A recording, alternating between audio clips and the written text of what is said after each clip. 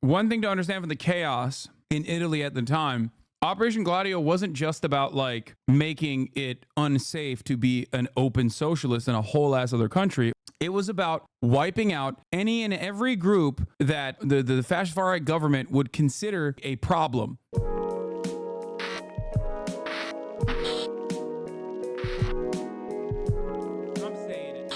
Here's a first thought video on whether Europe is doomed or not, which we can watch. But anyway, I hope that destroyed doubt. The Maloney press bit from NATO. I hope that kind of destroyed all doubt that you had, cleared up all of the confusion that you had about Maloney's position on NATO. Okay, and it's not because I'm like personally super well read on the matter.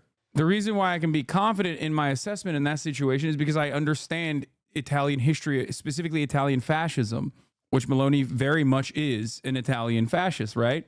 And the only reason why there is any fascist momentum post-World War II in Italy is a direct consequence of NATO involvement.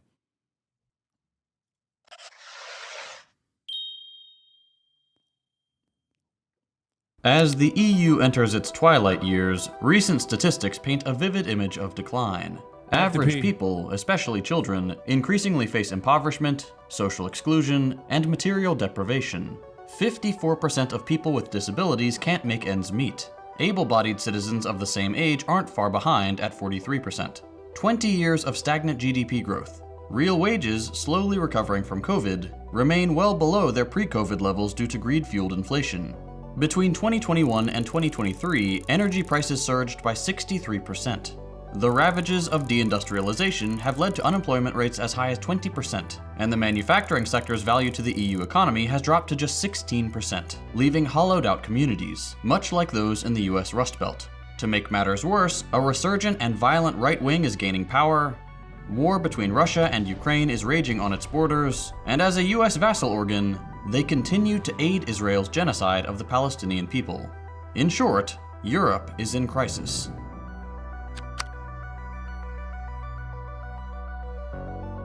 In this episode, we'll take a look at why this is happening and what it means for the future of Europe. Before we answer that, we'd like to take a quick moment to thank this episode's sponsor, Aura. As you all know, we make political content here and on our other channels. Unfortunately, that means some people don't like us very much. These days, a quick Google search is all it takes to find someone's personal information. Data brokers sell your information to scammers, spammers, and anyone else who may want to target you. Your full name, email, home address, health records, your relatives, it's all readily available for those who want to find it.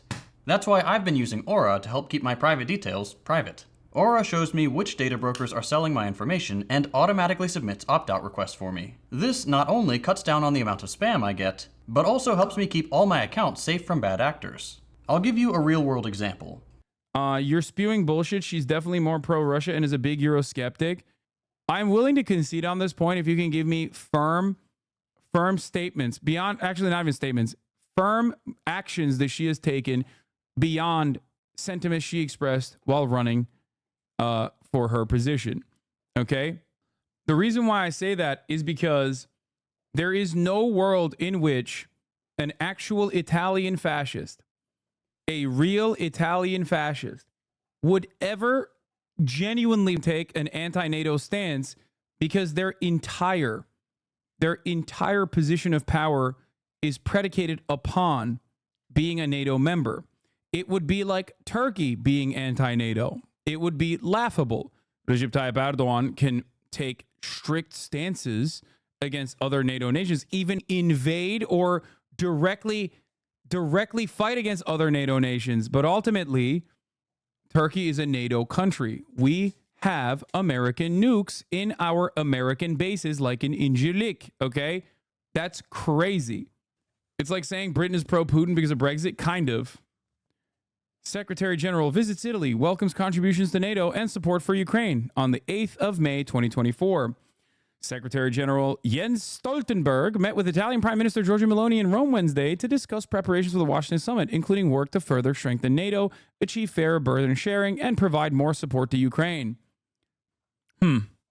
Do you think the Israel-Palestine conflict is at risk of becoming deeply entrenched in polarized left versus right identity politics, or is there still a chance of the approach it with a more balanced and nuanced perspective? Wait, what? I don't know how to answer that question. I think as EU chatters are panicking about everything since Europe is sprinting back towards the right everywhere. I have EU elections this year, and the Ireland First Party is just using Trump talking points. Yes, there is a genuine movement towards more openly right-wing sentiment in every European country, something that I've expressed quite a bit.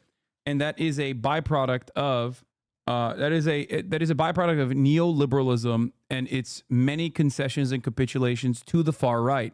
This is exactly the same dynamic we have experienced, and I've criticized quite a bit, in the United States of America. And that is happening in Europe as well. Okay? I remember a few years back, you were saying we export our brain rot. Yes. If you recall, if you've been a long-term Hasanabi head, back in like 2020, 2021, a lot of Europeans would be like, lol, lemao, laughing at you from the EU nations. It seems like you have quite the brain rot. And I was like, don't keep laughing. This shit's coming to your doorstep. And lo and behold, it certainly has. Okay? Now you see it. The British had seen their version of it quite fast. And now all of the other European nations are also seeing the same exact bullshit happen to them as well.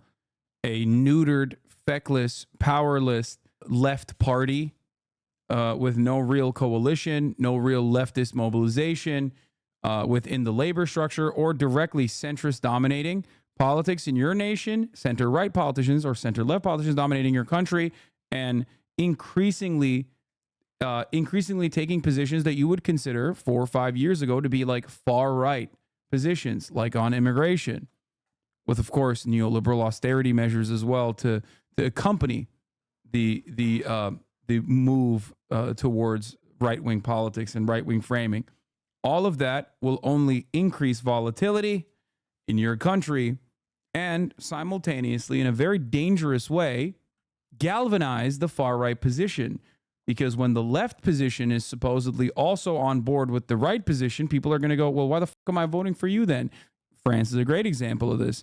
You're raising the retirement age. I don't like that. You're putting unnecessary taxes on certain things. I don't like that. While simultaneously, you're saying, no, Muslims are a problem and you're the one to deal with it. Well, these other guys on the other side, the far right, they're saying all of those things and have been saying it way before you. I'm going to go believe them because I believe you. I believe you when you say Muslims are an issue. They are a problem. There is a crisis of Islam in this country now.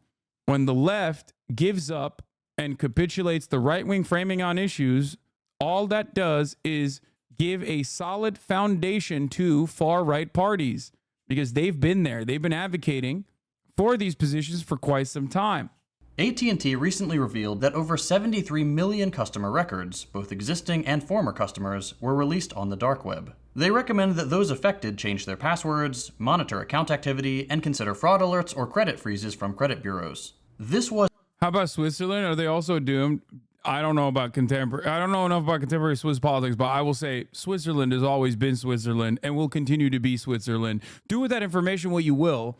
I don't know, maybe look into the Swiss history during World War II. And I saw a hate video about what? I'm Swedish. I saw a hate video about what? Was a huge breach, but I don't have to worry. Aura does all of this for me.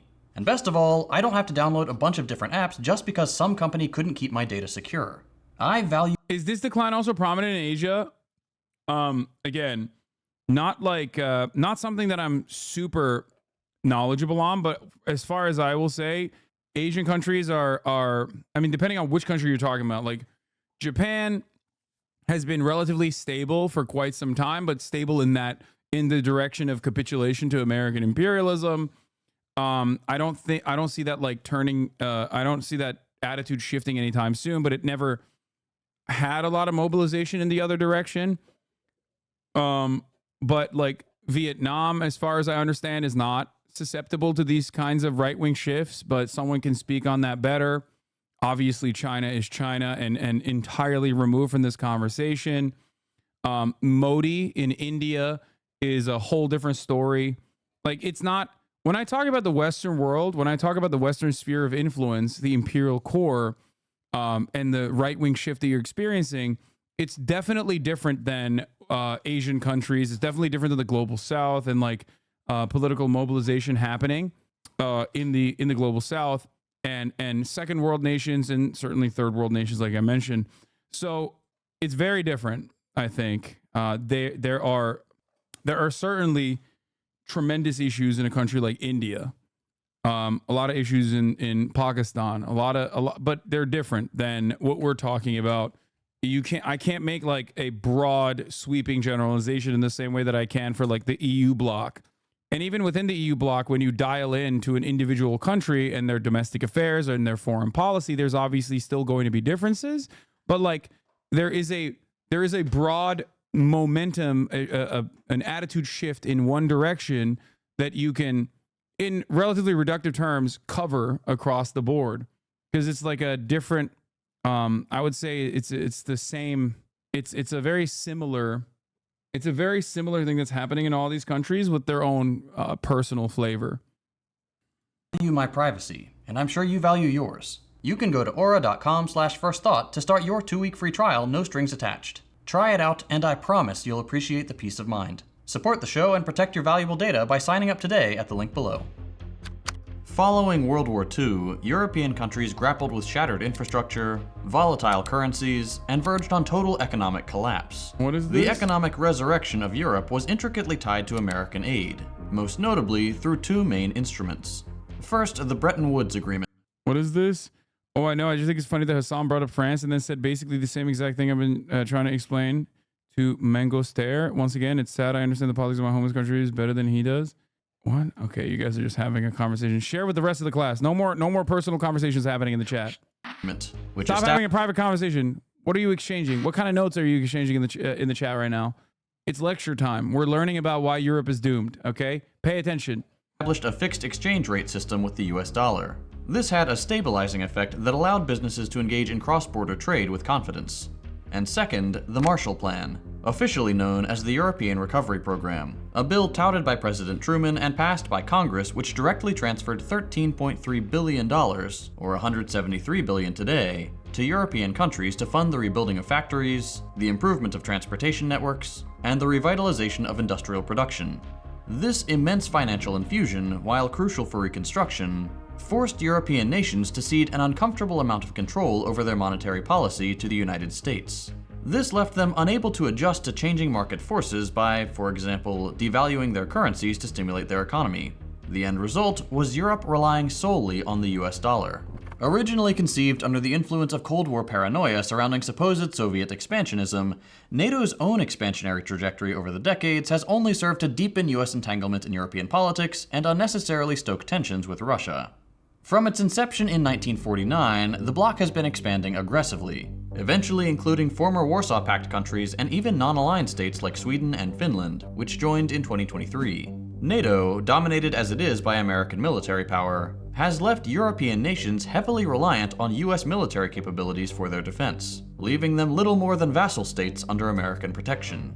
Yeah, it's a very effective way of neutering the sovereignty of a nation, which ironically enough, France was one of the few European countries that was very critical of this kind of involvement at the time. Obviously, it's very different now, but at the time, especially during the Cold War, a lot of European countries personally thought that a NATO involvement would put the crosshairs on them at the behest of the United States of America. It's not like the USSR is readily available and easy to nuke mainland America, but they can very easily send ICBMs to them. That was one of the major reasons as to why they were like, well, we don't want to get the smoke from the USSR at all. And that alignment, albeit they were, happy to receive Marshall Plan dollars, they still recognized that their own personal sovereignty was going away, as they were, in the words of JT here, effectively becoming vassal states for the United States. This coercive, asymmetrical relationship of military dependence has led the US to intervene in European politics in overt and covert ways, exemplified by a CIA campaign called Operation Gladio. During the Cold War, the CIA and their British counterpart MI6 established a secret paramilitary network operating under the umbrella of NATO, which operated across Western Europe to resist a potential Soviet threat. These paramilitaries, stationed in Italy, France, Belgium, West Germany, the Netherlands, Greece, Switzerland, and Sweden, harbored stockpiles of weapons and explosives, with some... Now remember, something to consider here.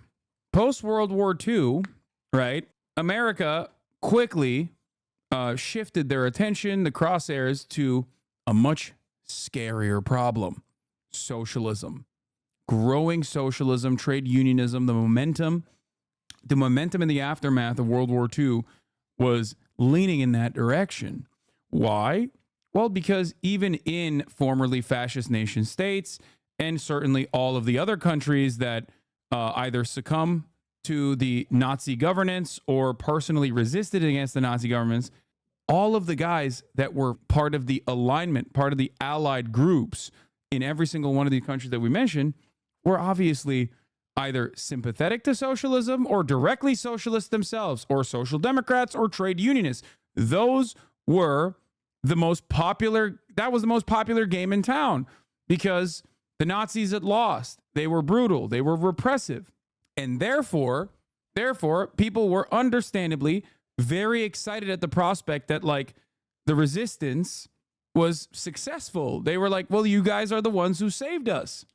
If you recall, in the immediate aftermath of World War II, when French people were specifically polled on who shouldered the greatest burden in defeating the Nazis, overwhelmingly the French population saw the USSR as the major responsible party for defeating the Nazis, because it's true, right? They took a heavy toll. 27 million people died in the USSR fighting against the Nazis. So America had a unique problem. They wanted to enforce their influence and quickly take advantage of the destabilization that was occurring in Western Europe. So they implemented the Marshall Plan, obviously, in an effort to rebuild Europe. America itself, far removed from the immediate damages of the conflict because they were so far away from where it was happening, did not have the same economic struggles of redevelopment that, for example, the USSR would go through. So they took advantage of their fortuitous geopolitical position and started implementing certain policies in Western Europe, rebuilding Western Europe, while still simultaneously recognizing that there's a lot of these, like, socialists and trade unionists in positions of prominence now. So they wanted to defeat their influence, and maybe even in some instances, they wanted to kill them or cause chaos in general with acts of terrorism. So if you are, class, chat, if you are an American general, if you are a part of the American State Department and you see communism as the great evil, okay, perhaps an even greater evil than the Nazis, right?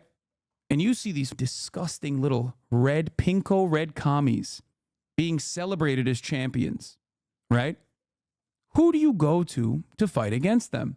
Who were the best anti-socialist fighters? If you said fascists, well, you'd be right. That is exactly who was the best anti-socialist, anti-communist fighters in all of these countries. The fascists that didn't get killed, or the fascists that, didn't withstand any kind of serious scrutiny. They were still around. Their children were still around. So what did America do? Through NATO, they put anti-communist fascists to task, started giving them weapons, started causing them to stockpile weapons in general, started giving them directives, and even in certain instances, directly training them. There is no better example of this than the very public, broad daylight fascist promotion of power in West Germany.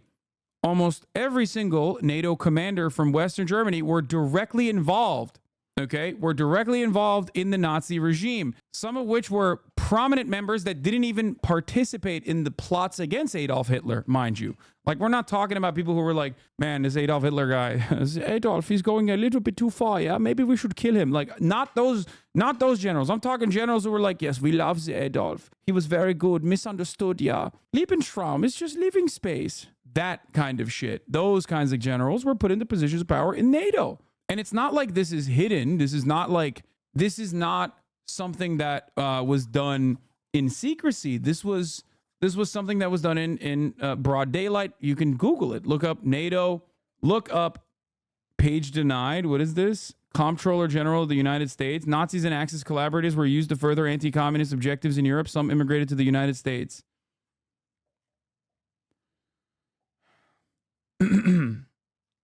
No, it's not Paperclip. Paperclip is different. Operation Paperclip was taking German scientists, Nazi scientists, and bringing them to the United States that played a formative role in the development of NASA because of their rocket propulsion technology. And the USSR had their own version of that as well. What we're talking about is Gladio. Yeah, Adolf Heusinger is who I'm talking about, of course. A Nazi military officer whose career spanned the German Empire, the Weimar Republic, Nazi Germany, and West Germany, and NATO. Yeah. History.net. These NATO generals had unusual backgrounds. They served in the Third Reich. The second worst Adolf H. Yeah, not the big guy. Some caches remaining unaccounted for even after decommissioning. What did they need stockpiles of weapons and explosives for? To enable right-wing terrorists to carry out attacks which were blamed on non-existent communist militants. The numbers are horrific. Between January 1st, 1969 and December 31st, 1987, there were 14,591, quote, acts of violence with a political motivation. Oh, and by the way, that number is for Italy alone. The Piazza Fontana massacre of 1969 marked the beginning of the violence. This stuff was pretty violent, pretty gruesome. They also collaborated with the Italian Illuminati at the time, which is pretty interesting and funny considering that it's considering its prescience and its importance in contemporary Italian politics, considering that even Berlusconi, the Italian Freemasons, yeah, the mob, the Italian Freemasons, and even someone like Berlusconi was directly linked back to Freemasons, not Illuminati. Sorry, not Illuminati. The Freemasons. Even Berlusconi himself was a member. The bomb in Milan killing 16 people and injuring 88. This was followed by countless other attacks. The Petiano attack in 1972 killed 3 military police officers in a car bomb explosion. The 1974 Brescia bombing, which targeted an anti-fascist demonstration, resulted in 8 deaths and over 100 injuries. Later that year, the Italicus Express bombing killed 12 and injured 48. But the most notorious incident occurred on August 2nd, 1980. A massive explosion ripped through the Bologna railway station, killing 85 and injuring 200. Hopefully, this gives you a taste for how far US-aligned European countries are willing to go to appease the US. This loyalty isn't surprising since the US handpicked the leaders of Italy, France, and Greece in rigged elections in the 1940s. In Greece, when the British and their 40,000 troops found themselves unable to crush the communists there, they turned to the United States. And Greece became the first victim of and the model for the Truman Doctrine, which was a US policy to shape the course of European politics to align with American interests and, quote, contain communism by any means necessary. In France, Ambassador Jefferson Caffrey made it abundantly clear that economic aid to France was contingent on the exclusion of communists from the government, despite their overwhelming popularity in the 1946 elections.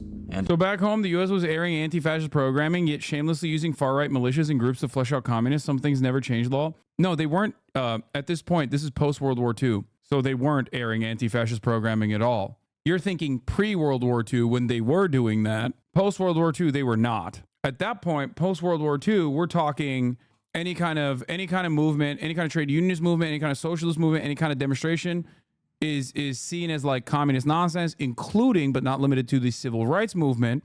As a matter of fact, one of the major criticisms against Martin Luther King Jr. was that he was a commie. He was a commie agent and a collaborator, if you recall. So at that point, the United States attitude from in its domestic affairs absolutely in its domestic affairs had absolutely swung in the fascist direction, anti-communist direction. In Italy, the CIA secretly funded political parties to the tune of $5 million a year to prevent a communist electoral victory in 1948. Speaking of 1948, the most shameful, destructive, and glaring example of EU vassalage to the US is their historical and continued support for Israel and their massacre of the Palestinian people. Many EU nations have supported and funded Israel since its founding. Let's take a quick look at their recent activity. The primary means by which the EU renders financial assistance to Israel is via funding programs such as Horizon Europe, which is allocating... For the record, one thing to understand from the chaos in Italy at the time, Operation Gladio wasn't just about like making it unsafe to be an open socialist in a whole ass other country or a trade unionist or even a social democrat. Like if you were center left, you were in the crosshairs of these scumbags, right? We're not talking about like dudes who are straight up card carrying Communist Party members. We're talking anyone and everyone. And this is, by the way, identical to Indonesia with the Jakarta method, identical to every other area where the United States was ever involved in the affairs of a foreign nation.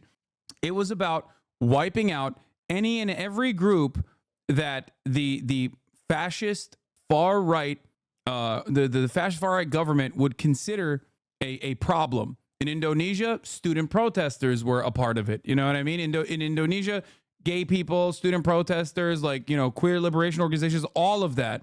It was all encompassing. So that's also something to consider as well. Trade unionists were massacred, slaughtered, but it wasn't just about making it unsafe to be anyone that was like even center left. It also was about creating an environment that was unsustainable, very volatile, because like a lot of that violence, especially because it was being done by like these random groups, who knows who's doing it, would then lead governments to take additional action, because then the people would be like, well, what the f is going on? There's explosions happening all the time. Bring in the police force, you know, create an environment of sustainability, create an environment of safety. What the f is your job? Your job is to do that, right?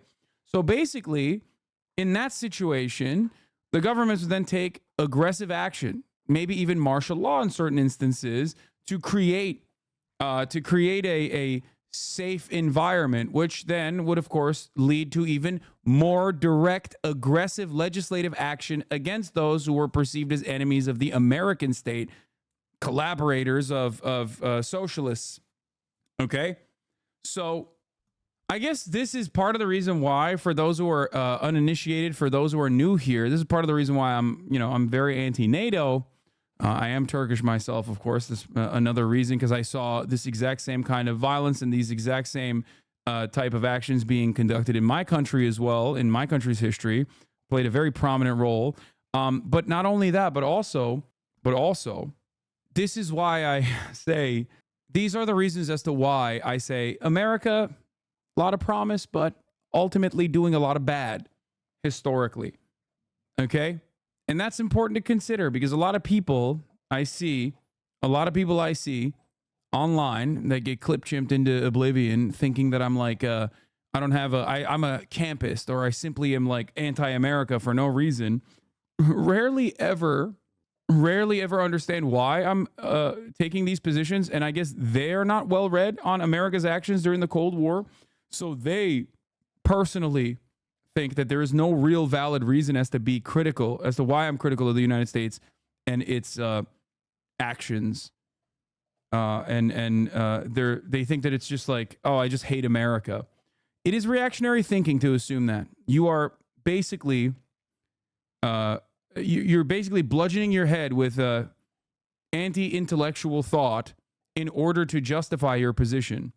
When you go, oh, dude, you hate America. It's something that you used to hear from right-wing reactionaries all the time.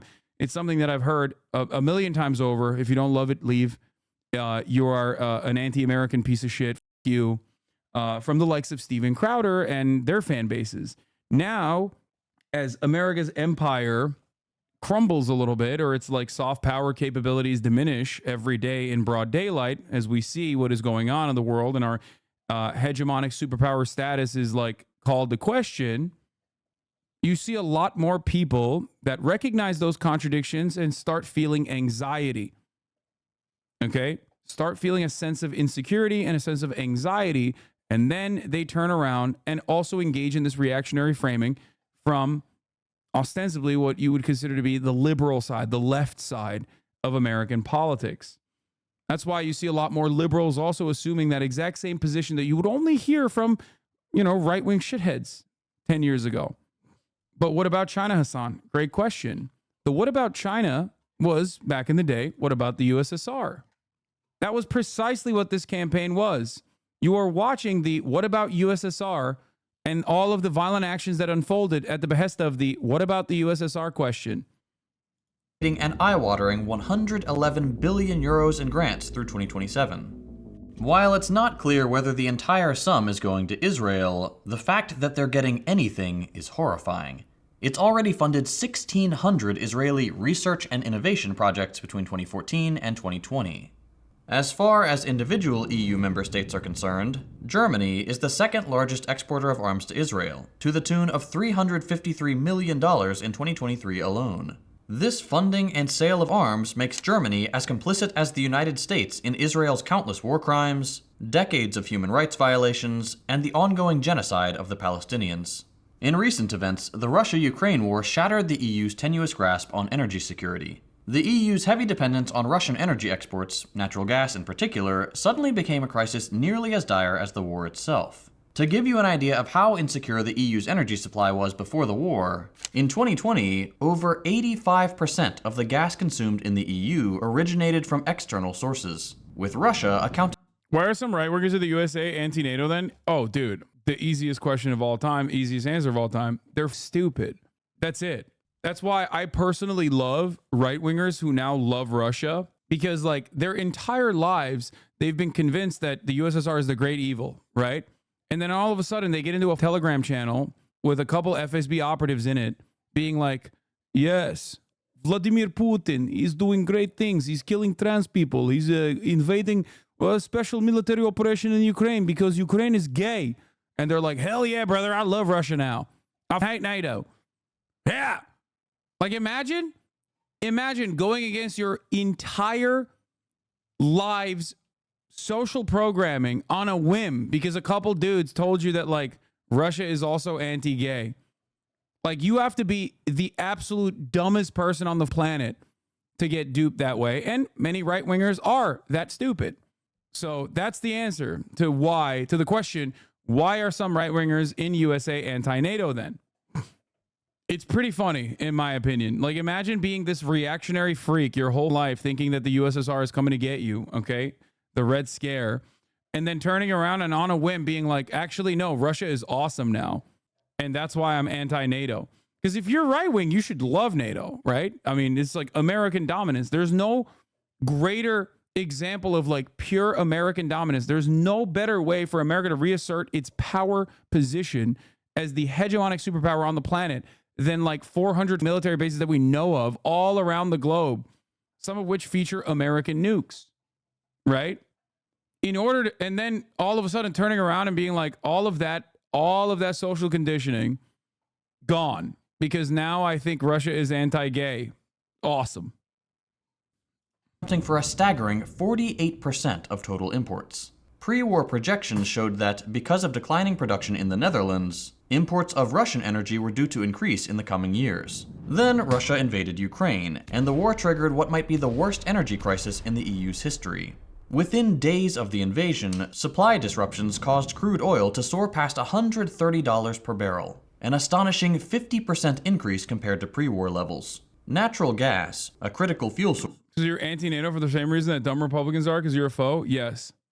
For European heating and power generation. Isn't their position more nuanced than anti-gay for Republicans that were literally anti-Russia because they thought that Russia was a continuation of the USSR their whole lives since like at least the 90s, to turn on a dime in the last 4 to 8 years and be like pro-Russia? No, their position is not more nuanced than anti-gay. I don't think. I think their position unironically is like they were always anti-Russia. They were told to be anti-Russia, so they were always anti-USSR, anti-Russia, and now, their attention span and their lack of object permanence has caused them to be pro-Russia now. Do you drink your Diet Mountain Dews at room temperature? No. fared even worse.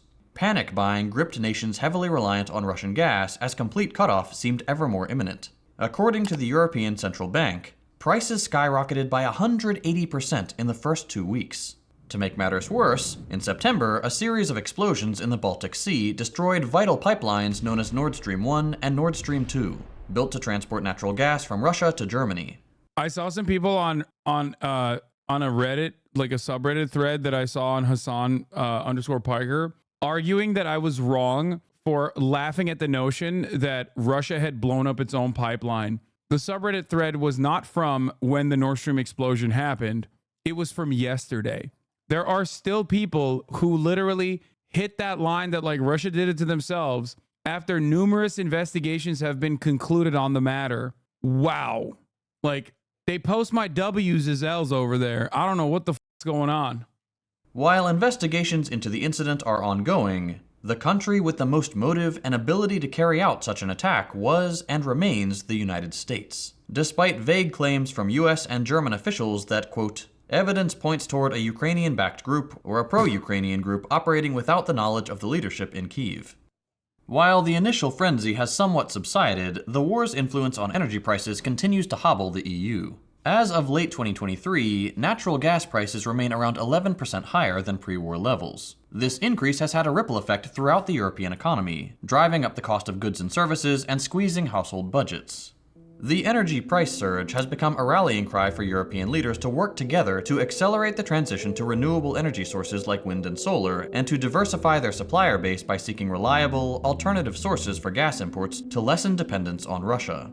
Unfortunately for the EU, they appear to be trading dependence on Russia for dependence on the US. In 2022, the EU saw a massive 70% surge in LNG imports from the US compared to the make a divorce joke right now. I'm being divorced right now. Luckily, I have a prenup. Also, I was the one who cheated, but that's another story. Bro, don't admit that.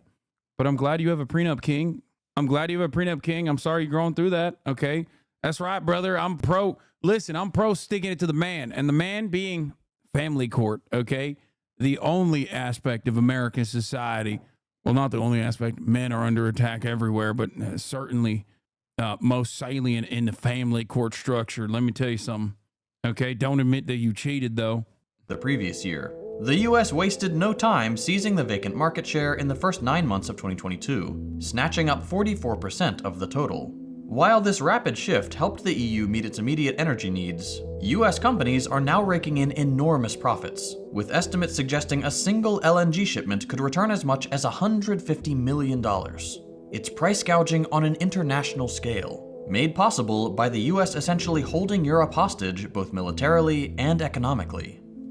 Despite recent moderate increases in defense spending, Europe's militaries remain ill-equipped and disjointed, impeding its ability to act with common policy and purpose. Europe's NATO members have not been meeting their funding commitments, falling short of NATO's 2% of GDP target, only allocating 1.6% of GDP to defense, compared to the United States. Would you agree that the notion that Israel's genocide in Gaza has held Russia geopolitically feels like they were massively isolated 2 years ago? I mean, massively isolated by the West, but not necessarily massively isolated at all if you consider all of the other countries that to varying degrees have been like pro-Russia or uninterested overall in Russia's actions that are unjustifiable in Ukraine. But yes, I do think that the attention shifted very quickly to Israel and defending Israel's offensive genocidal campaign in Gaza. And yes, it is another gift to the Russian invasion. One, you make it even more politically costly to defend Ukraine, which, you know, it wasn't really about defending Ukraine ever. Let's be for real. It's about weapons shipments and also, you know, selling the entirety of the Ukrainian economy at pennies on the dollar to Western interests. However, yes, it's a wonderful opportunity for Russian envoys to turn around and be like, you don't like what we're doing in Ukraine? Look at what you're doing. You're doing genocide. You're doing genocide in Gaza, and you're defending it. F you. It's great. That double standard line plays. That same hypocrisy baiting works really well, even in the global stage like that. Yeah, hypocrisy baiting. States is 3.5%. This funding disparity leaves Europe's defense largely up to the US. Funding deficit. The West didn't even do a good job of isolating Russia. Japan continued buying oil, and France and Spain are still buying gas from Russia. Yes, because at the end of the day, obviously, Europe is not going to be like, yeah, we're going to starve and allow our population to die in the cold. Yeah, no shit. All it did was basically, I think the guys that made out like a bandit from Russia's invasion of Ukraine and the political and economic isolation that Russia was supposed to withstand from the Western world with American-backed sanctions, the real winners in that situation were Kazakhstan and like India, you know what I mean, which created secondary markets. They don't even see ads at the top of the hour, and now they're basically filtering all of Russia's trade. It's wonderful for them, you know what I mean? Think about that. I mean, Kazakhstan, major Kazakhstan W, major India W overall. It's a phenomenal boon for their economy. But you know, at least you can feel like you are a Kazakh chatter getting a W if you subscribe for $5 or for free. You know what I mean? Because at the top of the hour, there's a 3-minute ad break. Also, economic isolation from the West doesn't mean much anymore when Russia can simply turn to China. Yes, there's also that. Anyway, here's the 3-minute ad break now. You can also subscribe for free with a Twitch Prime, by the way.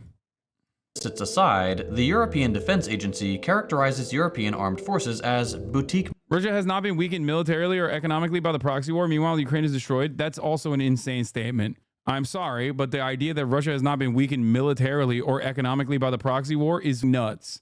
Okay? What the f are you talking about? Finland and Sweden joined NATO. That's a insane L for Russia. I talked about this briefly a couple nights prior when we were first talking about the Kharkiv offensive. That's crazy. That's a crazy statement. While Russia is doing better than the projections that they placed upon Russia's economy, that still doesn't change the reality that like they are definitely taking major L's both militarily and also economically in general.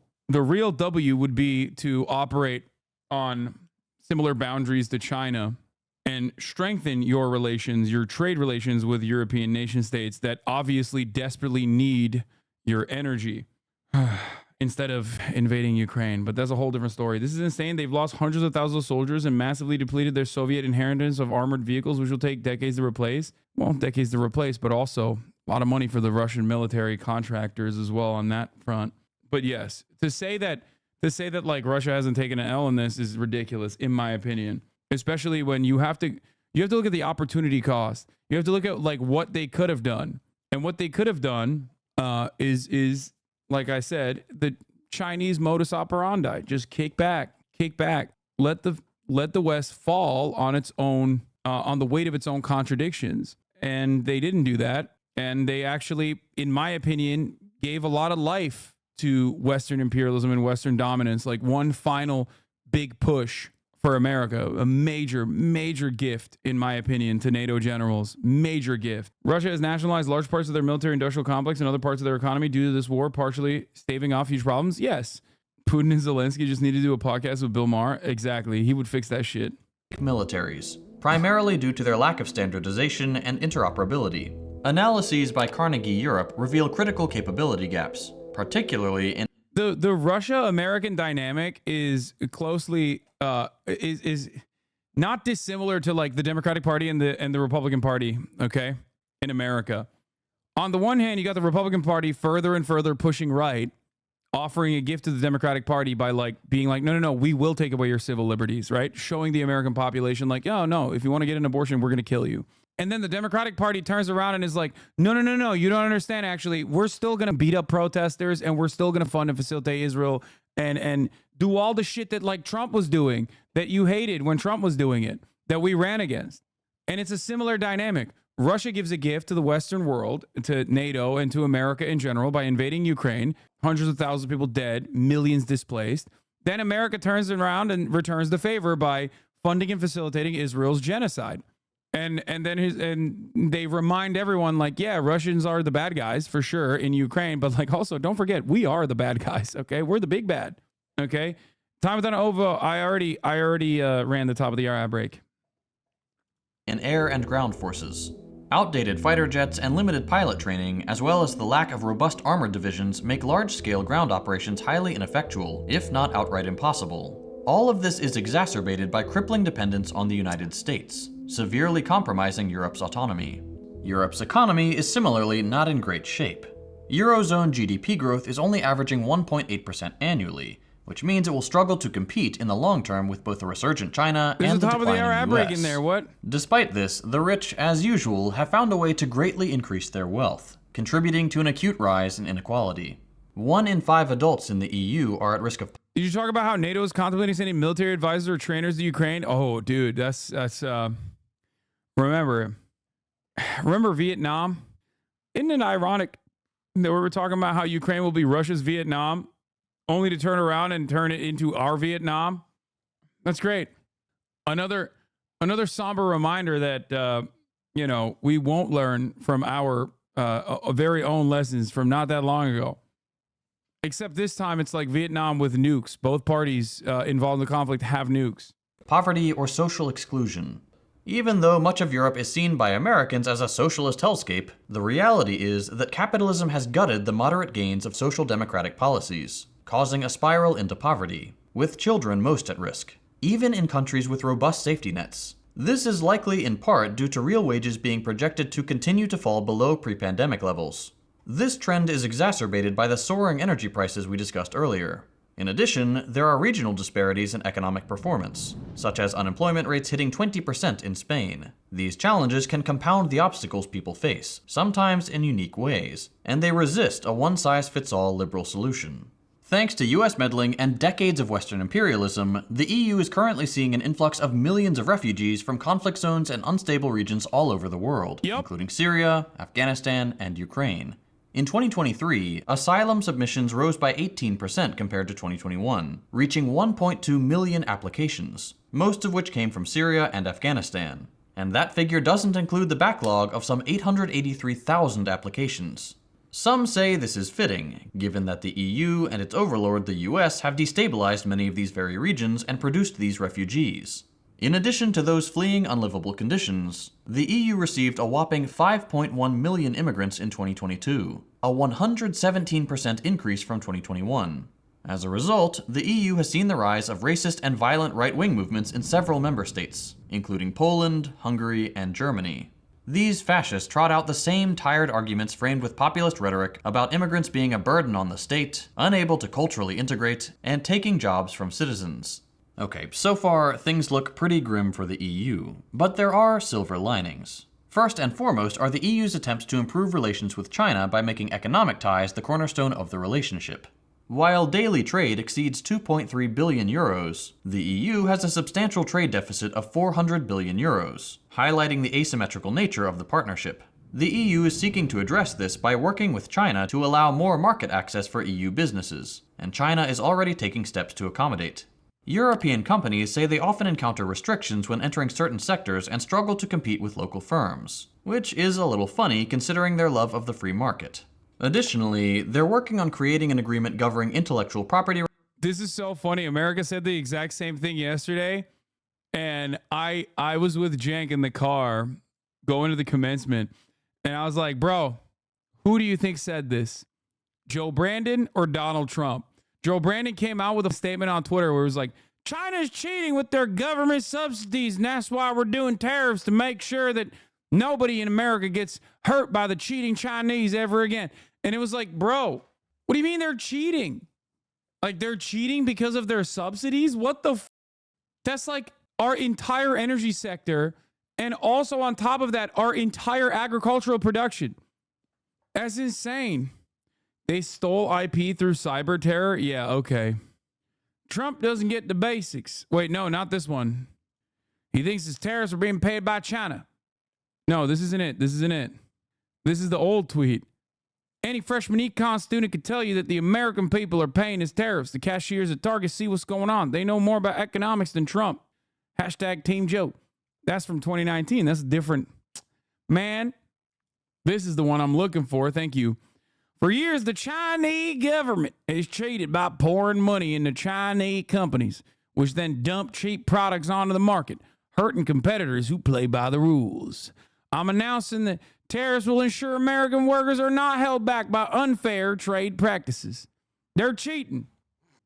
In the age of unimaginable inflation that is harming the average American. If you would like to get a $12,000 electric vehicle that's better than the ones that are readily available in the marketplace, well, fuck you then.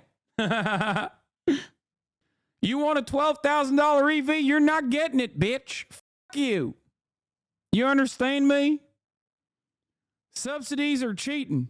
That's why we need tariffs, except for when I was running against Donald Trump, in which case I said no tariffs. You can't say Chinese like that, brother. I'm rewatching Deadwood right now and it's me up. Yep. Biden says that the difference is that these are narrowly targeted as opposed to Trump's. I disagree with the tariffs, but that's the argument. He's clearly doing it because it's popular in an election year. Okay, well. Oh, yeah. Unfortunately, we can't even call Chinese products cheap anymore. They used to be, but now they can produce the absolute shittiest as well as the absolute finest products in the world. Yep. They don't want the day where all chatters on a shout. You are looking at the Xiaomi. It comes with almost 800 kilometers of range, apparently. And Jacob, what's the... That's impossible. I don't believe that. Wait, 800 kilometers of range? That's 400 miles. How are you complaining about the tariffs? Were you pro UAW? Listen, as far as the tariffs on Chinese products goes, okay, I'm in favor of hyper-focusing our efforts on not only subsidies in the United States, but also ensuring that those subsidies go to the hands of the workers rather than just simply feeding the bottom line of the shareholders, improving shareholder value. Okay? That's the major issue that I have with the way that we try to outcompete China. 500 miles, that's insane. I don't believe that.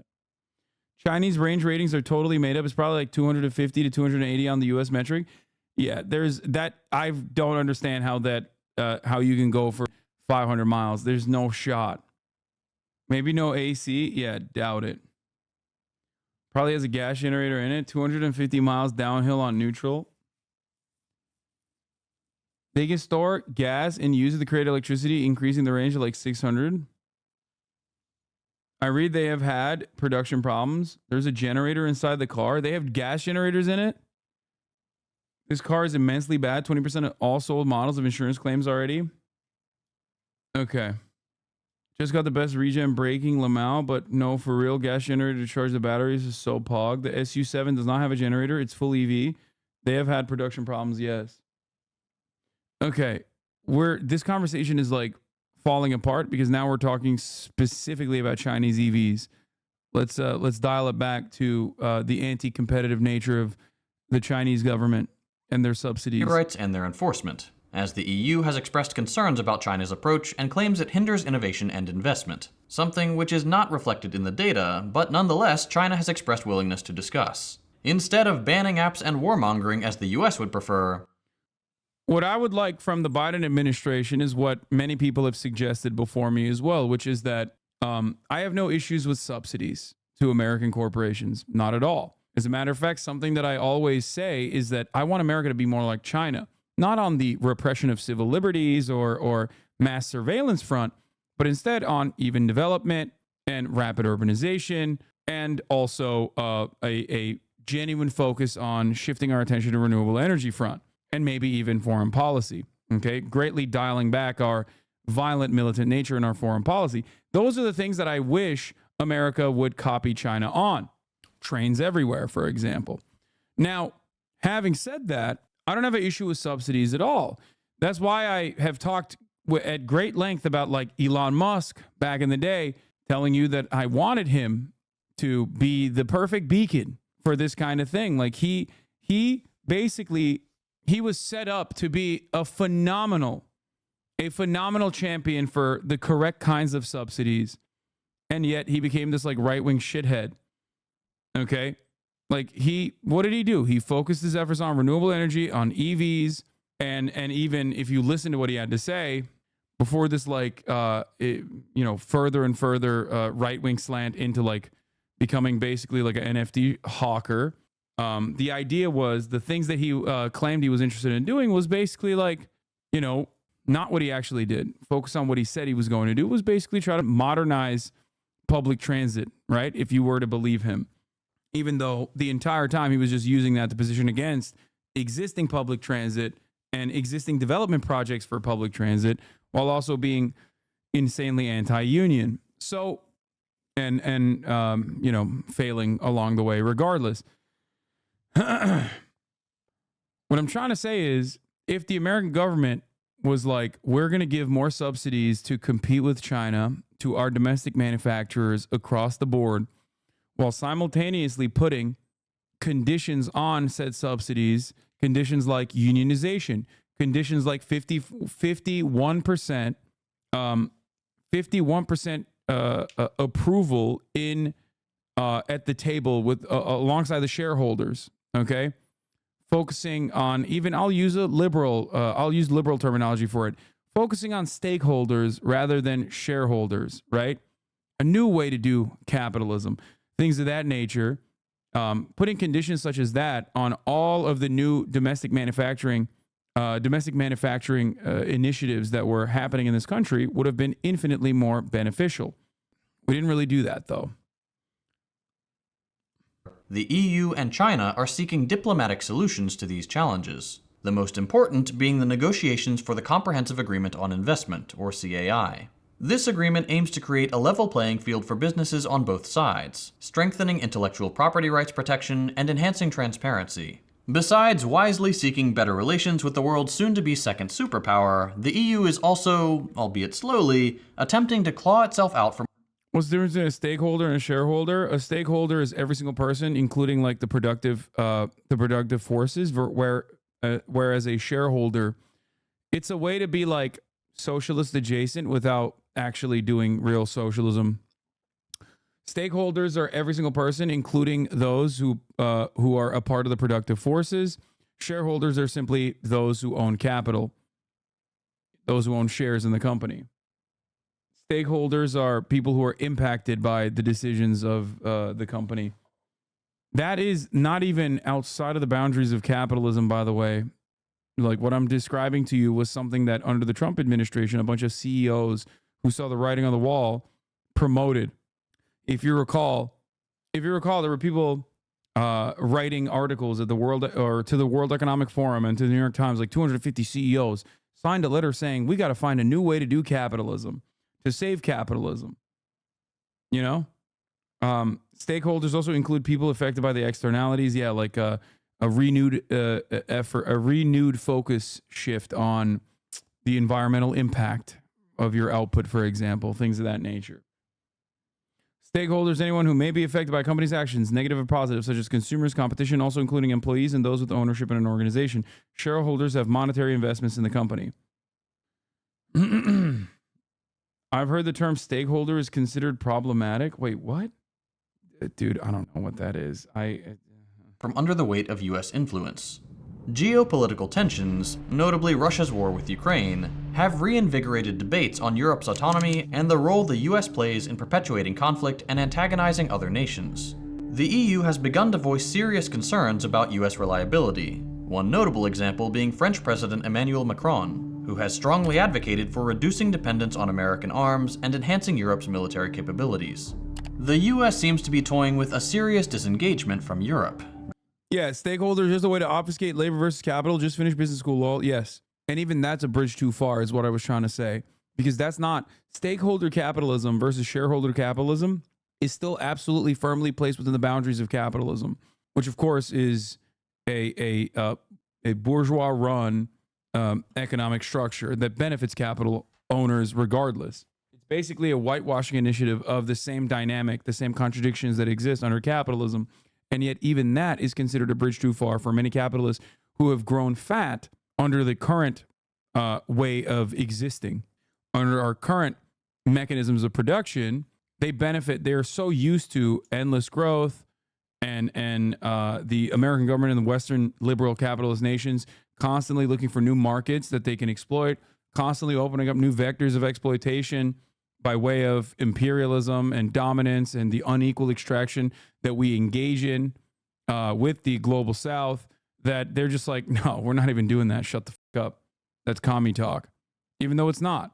It is a way to try and preserve capitalism in the same way that welfare was seen as a reasonable middle ground when the USSR existed in an effort to basically continue extending the lifeline of the capitalist mode of production welfare originally was fought hard for. Social safety nets were originally fought hard for by obviously communists, trade unionists, socialists alike, and it unironically gave capitalism an extension, an additional lifeline, so that it could not succumb under the weight of its own contradictions. And yet, given the interest of capital owners and their endless need for growth, and also given the reality that profit rates do tend to decline, people still, those who are in positions of power, capital owners, still very much advocate against their best interest. And instead of continuing capitalism, instead of trying to breathe life back into capitalism, they want to make things worse and worse until the structure collapses. And in that collapse, as things stand currently, because there is no counterbalance, no counterweight to capitalist forces, all we will see is fascism. That's where you're at now. Fascism is a way to maintain order as capitalism decays. Driven by an enthusiastic pivot towards Asia as part of the Biden regime foreign policy strategy, the EU sees the writing on the wall and would be wise to That's why you still got motherfuckers like this. Communism sucks. The only thing he's good at is starving the population under it. You shouldn't be a communist. I shouldn't. You're right. You know, I'm rich. I could very easily just drop everything and become a capital owner and allow capital accumulation to happen. So you're right. I shouldn't be, but you, Persian soldier, you probably should. It's just pure self-interest for you. Think about that. decouple itself from an increasingly unstable and violent United States.